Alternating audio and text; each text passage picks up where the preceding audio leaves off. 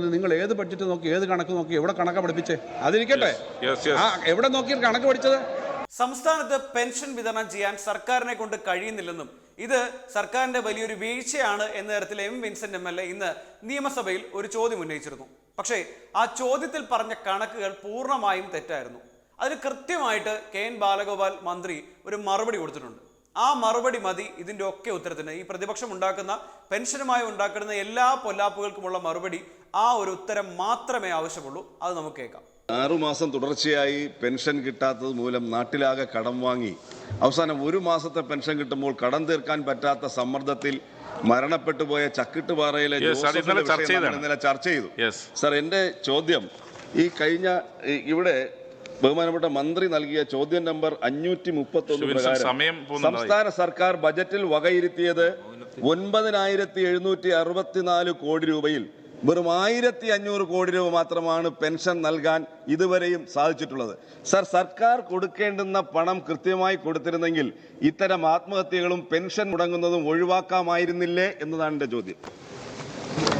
Sir, ആത്മഹത്യയുടെ കാര്യം ഇന്നലെ പറഞ്ഞ ആത്മഹത്യ ചെയ്ത ആളോടെ നമുക്കെല്ലാം അങ്ങനെ ആത്മഹത്യ ആരും ചെയ്യരുത് എന്നുള്ളതുകൊണ്ട് ആത്മഹത്യ ഒന്നിനൊരു പരിഹാരമല്ല എന്ന് ആവർത്തിച്ച് വീണ്ടും പറയുകയാണ്. പക്ഷേ ആത്മഹത്യക്ക് കാരണം ഇതല്ലായിരുന്നുള്ളത് ഇന്നലെ കാര്യങ്ങൾ വന്നു. പിന്നെ ഒരു നിയമസഭാ സാമാജികൻ കുറച്ച് പരിചയമുള്ള ഒരാൾ ഒരു കണക്ക് ഇവിടെ പറയുമ്പോൾ ആൾക്ക് ബോധ്യപ്പെടുന്നൊരു കാര്യം പറയണ്ടേ. ഇപ്പോൾ ഈ ഒരു വർഷക്കാലം 1 മാസം 900 കോടി വേണം. ഇത്രയും കാലമായിട്ട് 1500 കോടിയെ കൊടുത്തുള്ളൂ. നിങ്ങൾ ഏത് ബഡ്ജറ്റ് നോക്കി ഏത് കണക്ക് നോക്കി എവിടെ കണക്ക് പഠിപ്പിച്ചേ അതിരിക്കട്ടെ. എവിടെ നോക്കി കണക്ക് പഠിച്ചത് അതൊക്കെ ഇരിക്കട്ടെ. അപ്പൊ കണക്ക് നമ്മൾ പറയുമ്പോൾ ഇത്രയും മാസം കൊടുത്തു, ഞാൻ പറഞ്ഞു ഈ 4 മാസത്തെ കൊടുക്കാനുണ്ട്, ബാക്കി പണം കൊടുക്കുന്നുണ്ടല്ലോ. 900 കോടി ഒരു മാസം കൊടുക്കണമല്ലോ.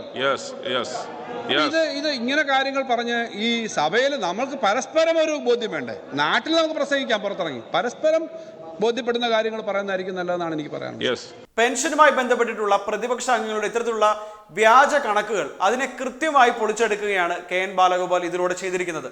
അതിനൊപ്പം തന്നെ കഴിഞ്ഞ ദിവസം ആത്മഹത്യ ചെയ്ത ജോസഫിന്റെ മരണവുമായി ബന്ധപ്പെട്ട് അത് പെൻഷൻ കിട്ടാത്തതാണ് എന്ന് വരുത്തി തീർക്കാനുള്ള ശ്രമങ്ങളും പ്രതിപക്ഷത്തിന്റെ ഭാഗത്ത് ഉണ്ടായിട്ടുണ്ടായിരുന്നു. പക്ഷേ ഇവിടെ സംസ്ഥാനം നിലനിൽക്കുന്ന സാമ്പത്തിക പ്രതിസന്ധിയെ പറ്റി സംസാരിക്കാനോ ഇല്ലെങ്കിൽ അതിൽ കേന്ദ്രമെടുക്കുന്ന നിലപാടിനെ പറ്റിയിട്ടൊക്കെ തന്നെ മനസ്സിലാക്കാനോ എന്തുകൊണ്ടാണ് പ്രതിപക്ഷം തയ്യാറാകാത്തത് എന്ന ചോദ്യം ഇവിടെ പ്രസക്തമായി നിൽക്കുകയാണ്. സംസ്ഥാനം മനഃപൂർവ്വം തടഞ്ഞു വെക്കുന്നു എന്ന രീതിയിൽ ചിത്രീകരിക്കാനാണ് പ്രതിപക്ഷം ഇവിടെ ശ്രമിക്കുന്നതെങ്കിൽ സത്യത്തിൽ സർക്കാരിന്റെ കയ്യിൽ ഉള്ള പണം വെച്ച് പെൻഷൻ കൊടുക്കാവുന്നതിന് പരമാവധി കൊടുത്തുകൊണ്ടാണ് മുന്നോട്ട് പോകുന്നത്.